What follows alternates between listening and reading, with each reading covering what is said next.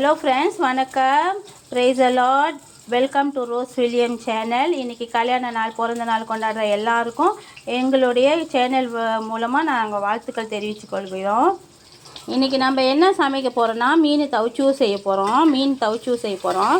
அதனால் வெறும் எண்ணெயில் நான் இஞ்சியும் பூண்டையும் நல்லா வதக்கிக்கிட்டு இருக்கிறேன். நல்லா வதங்கி வரட்டும், பொன்னேரமாக பார்க்கலாம்.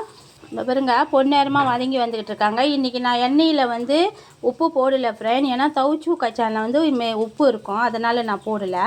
இப்போ நான் கொஞ்சம் இந்த வதங்கிட்டு இருக்கிற நேரத்தில் கொஞ்சமாக இந்த சீசனிங் ஆயில் ஊற்றுறேன். கொஞ்சமாக இது வாசனைக்காகவும் நல்ல டேஸ்ட்டு கொடுக்கும். அதுக்காக சீசனிங் ஆயில் ஊற்றின பிறகு நான் இங்கே என்ன எடுத்து வச்சுக்கிறேன்னா, வெங்காயம், டொமேட்டோ கொஞ்சம் எடுத்து வச்சுருக்கேன். சோப்பு மிளகா, பச்சை மிளகா வச்சுருக்கேன். இவங்களையும் இது கூட போட்டுடலாம்.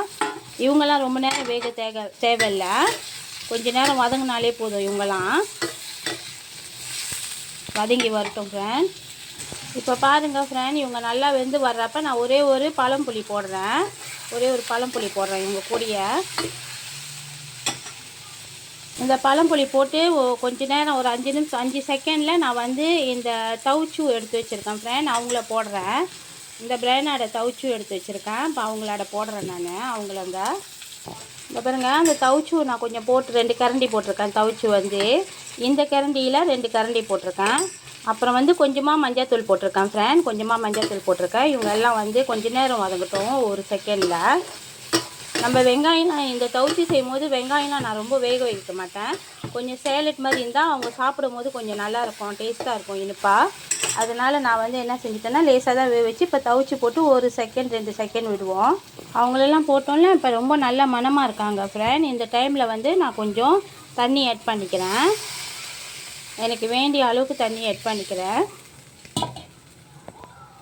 பாருங்கள், இந்தமாரி சைட்டெல்லாம் நல்லா கொதித்து வெந்து வர்றப்ப நான் என்ன செய்ய போகிறேன்னா, இன்றைக்கி எடுத்து வச்சுருக்கிற மீன் இந்த மீன் தான் எடுத்து வச்சுருக்கிறேன். இந்த மீன் பேர் என்னதுன்னு எனக்கு தெரியாது. இந்த மீன் எடுத்து வச்சுருக்கிறேன். இந்த மீனை தான் சேர்க்க போகிறேன். வாங்க சேர்க்கலாம். இந்த பாருங்கள், இந்த மீனை எல்லாத்தையும் நான் சேர்த்துட்டேன். இப்போ நீங்கள் என்ன செய்வீங்கன்னா, இந்த தவுச்சூ செய்கிறப்ப மீனை பொரிச்சிட்டு செய்வீங்க. நான் பொரிக்காமல் செய்கிறேன். என் மகளுக்கு பொரிச்சிட்டு செஞ்சால் சாப்பிட மாட்டேறா. அதனால் அவளுக்கு பொரிக்காமல் செஞ்சால் தான் அவள் சாப்பிட்றா. அதனால் நான் அப்படி செய்கிறேன். நீங்கள் பொரிச்சிட்டு செய்கிறதா இருந்தால் நீங்கள் பொரிச்சிட்டு செய்யலாம். இதோ பாருங்க, இந்தமாரி நல்லா மீன் எல்லாம் நல்லா வெந்து வந்துட்டாங்க. நல்லா கொதிச்சிக்கிட்டு இருக்காங்க. ரொம்ப நேரம் கொதிக்க விட வேணாம், ஏன்னா மீன் சட்டுன்னு வெந்துடுவாங்க, ஃப்ரெஷ்ஷான மீனுனா. இந்த பாருங்க, இப்போ இந்த டைமில் கொஞ்சமாக கேரட்டு, அப்புறம் முருங்கைக்கீரை, கொஞ்சம் மல்லிக்கீரை எடுத்து வச்சுருக்கேன். இதையும் போட்டுடலாம். நான் முருங்கைக்கீரை ஏன் போடுறேன்னா, இன்றைக்கி வீட்டில் வெஜிடபிள் எதுவுமே இல்லை. அதனால் முருங்கைக்கீரை கொஞ்சமாக மரத்துலேருந்து எடுத்துகிட்டு வந்தேன். அப்போ அதையும் இவங்க கூட போட்டு வேக வச்சுருவேன். இன்னும் கொஞ்ச நேரம் வேகட்டும். இந்த முருங்கைக்கீரைக்காக ஒரு 2 செகண்ட். இந்த பாருங்க, 2 செகண்ட் சொன்னால 2 செகண்ட் கரெக்டாக வெந்துடுவாங்க முருங்கைக்கீரையெல்லாம். பாருங்கள், மீன் பொரிக்காமல் போட்டேன். அப்புறம் இது தவுச்சூ கச்சானில் செஞ்சது சூப்பு. அப்புறம் கொஞ்சமாக முருங்கைக்கீரை ஆட் பண்ணியிருக்கேன். அப்புறம் கேரட் போட்டிருக்கிறேன். ஒரு அழகுக்காக போட்டிருக்கேன்னு வச்சுங்களேன். நன்றி ஃப்ரெண்ட், இது வரைக்கும் என் சேனலை பார்த்ததுக்கு.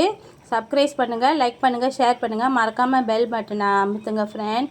எனக்கு சப்போர்ட் பண்ணதுக்கு, இது வரைக்கும் எனக்கு சப்போர்ட் பண்ணிக்கிட்டு இருக்கிறதுக்கும் உங்களுக்கு எல்லாத்துக்கும் நான் ரொம்ப நன்றி சொல்கிறேன். தேங்க்யூ.